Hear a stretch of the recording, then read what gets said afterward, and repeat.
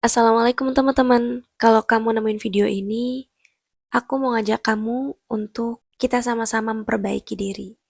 Sebentar lagi 2025 udah akan selesai. Sekarang udah bulan Desember dan ada banyak banget hal yang udah kita lewati di tahun ini.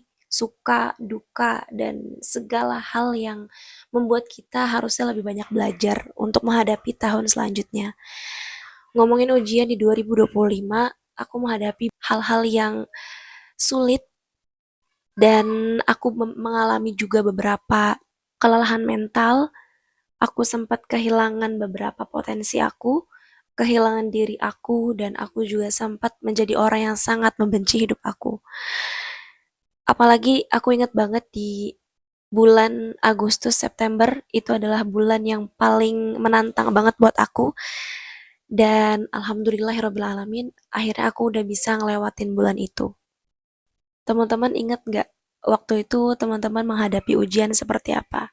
Kalau aku selalu mempertanyakan kenapa aku harus menerima ini? Kenapa harus aku yang menjadi orang yang seperti dihukum gitu oleh Allah?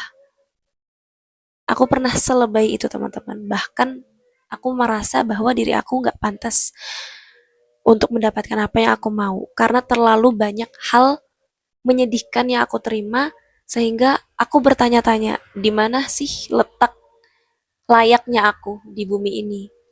Di mana sih letaknya aku bisa mengambil jatah kebahagiaan aku? Sampai akhirnya bulan berganti bulan, Agustus, September, Oktober, November, alhamdulillah aku udah lumayan lebih baik lagi.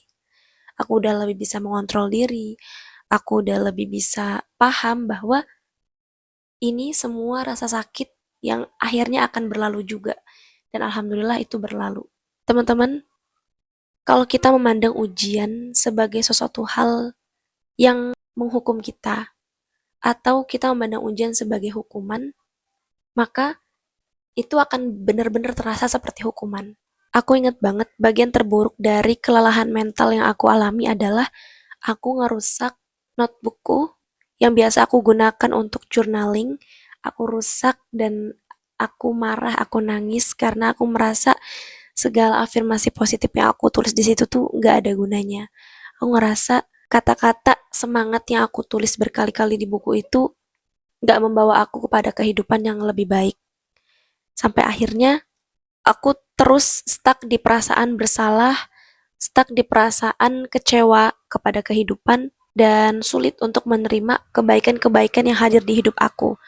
Aku kesulitan untuk menerima kebaikan orang tuaku misalnya, aku kesulitan untuk menerima kebaikan saudara-saudaraku, dan ketika ada orang yang peduli dengan aku merasa itu bukan sesuatu yang tulus, karena ya mereka ngelakuin itu karena mereka membutuhkan timbal balik dari aku.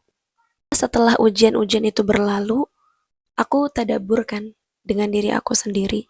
Aku berpikir, aku mentadaburi kesalahan-kesalahan yang aku lakukan, yang menyebabkan aku bisa keseleo, yang menyebabkan aku bisa jatuh, dan akhirnya itu semua aku evaluasi. Titik terakhirnya adalah semua ujian-ujian itu datang untuk menyelamatkan aku. Karena ternyata kalau kita nggak melewati ujian itu, kita nggak akan pernah belajar. Karena segala ujian itu tujuannya adalah untuk mendidik kita, menjadikan kita pribadi yang lebih belajar lagi, menjadikan kita pribadi yang lebih mengerti makna kehidupan itu seperti apa. Gak lama dari situ, aku ambil lagi notebook yang biasa aku pakai untuk journaling, aku betulin lagi notebook aku dan aku berusaha untuk menulis lagi impian-impian aku. Aku berusaha lagi untuk mencatat mimpi-mimpi aku. Dan aku berusaha untuk membangun kembali semangat yang hadir dalam hidup aku. Maka teman-teman, kita akan selalu punya kesempatan untuk bahagia. Kita akan selalu punya kesempatan untuk memperbaiki kehidupan kita. Kita akan selalu punya kesempatan untuk menghadapi tahun-tahun selanjutnya dengan ketenangan, dengan ridho sama Allah. Dan kalau kamu adalah orang yang masih sangat membenci diri kamu, aku mau bilang ke kamu bahwa kamu gak boleh terlalu keras pada diri kamu sendiri. Kamu harus sadar bahwa segala hal yang menimpa kita itu baik untuk kita pada akhirnya. Itu akan ngajarin kita caranya memaknai kehidupan ini. Kita tuh berhak banget untuk mendapatkan kehidupan yang lebih baik, dan kita juga sangat layak untuk memperlakukan diri kita dengan sangat baik, dengan penuh cinta. Dari segala ujian-ujian yang aku terima di tahun 2025, itu kan membuat aku jadi benci sama kehidupan yang aku jalani. Akhirnya aku sulit untuk menerima motivasi-motivasi dari orang. Aku sulit untuk menerima kebaikan-kebaikan yang orang kasih ke aku. Contohnya kayak petuah-petuah untuk semangat hidup, kayak rasa semangat yang mereka berikan ke aku. Itu awalnya nggak mengalir di diri aku, nggak bisa aku terima. Kenapa? Karena aku merasa ngomong doang mah gampang, gitu kan. Ah, ngomong doang mah gampang. Tapi kan aku sekarang lagi ngerasain hal itu yang sulit untuk aku hadapi. Dan ternyata setelah aku pikir-pikir lagi, kok aku bisa sejahat itu ya sama diri aku sendiri?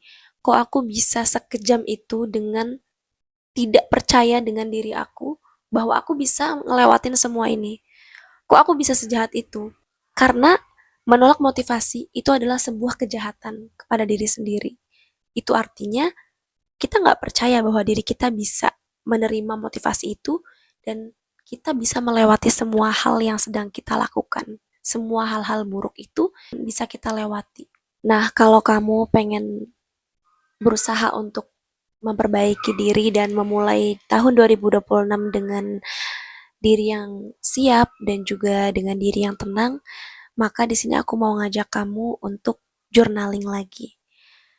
Di sini aku udah ngebetulin buku yang waktu itu sempat aku robek karena aku kesel banget dan aku menghadapi banyak hal yang melelahkan.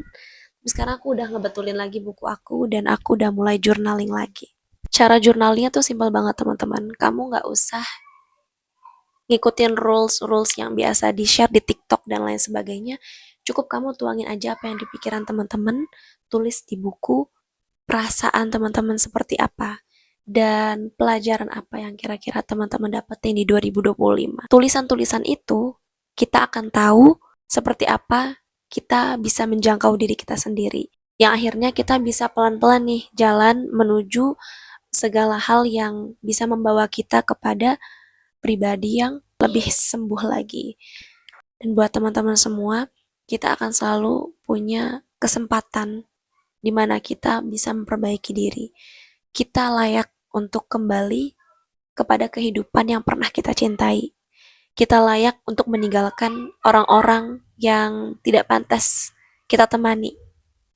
Maka, kalau teman-teman ingin memulai 2026 dengan baik, aku saranin ke kamu untuk tidak denial dengan motivasi-motivasi yang datang, dan aku berharap kita bisa sama-sama paham bahwa segala ujian yang kita terima itu adalah anak tangga menuju kehidupan yang lebih baik.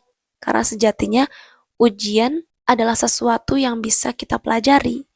Dan dari ujian itu akhirnya kita bisa menemukan makna dari diri kita sendiri. Itu aja dari aku, semoga podcast ini bermanfaat. Wassalamualaikum warahmatullahi wabarakatuh.